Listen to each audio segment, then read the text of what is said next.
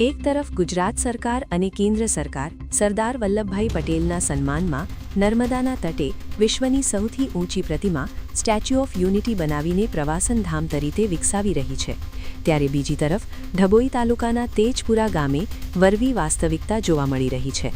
અહીં આંગણવાડીના મેદાનમાં સ્થાપિત સરદાર પટેલની પ્રતિમા આજે તંત્ર અને ગ્રામ પંચાયતની ઘોર ઉપેક્ષાનો શિકાર બની છે. સ્થાનિક અહેવાલો મુજબ તેજપુરા ગામની આંગણવાડીના કમ્પાઉન્ડમાં આવેલી સરદાર વલ્લભભાઈ પટેલની પ્રતિમાની હાલત અત્યંત દયનીય છે. ચારે તરફ ગાંડા બાવળ અને કચરાના ઢગલા જામ્યા છે.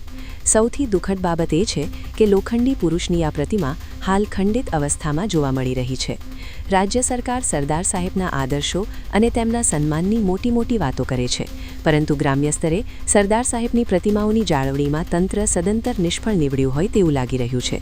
તેજપુરા ગામના આ દ્રશ્યો દેશના મહાપુરુષ પ્રત્યેની બેદરકારીની ચાડી ખાય છે. ગ્રામજનોમાં એવી ચર્ચા છે કે શું વહીવટીતંત્ર આ ખંડિત પ્રતિમાની મરામત કરાવશે? શું આંગણવાડીના મેદાનમાંથી ગંદકી અને જાડી ઝાંખર દૂર કરી સરદાર સાહેબને યોગ્ય સન્માન અપાશે?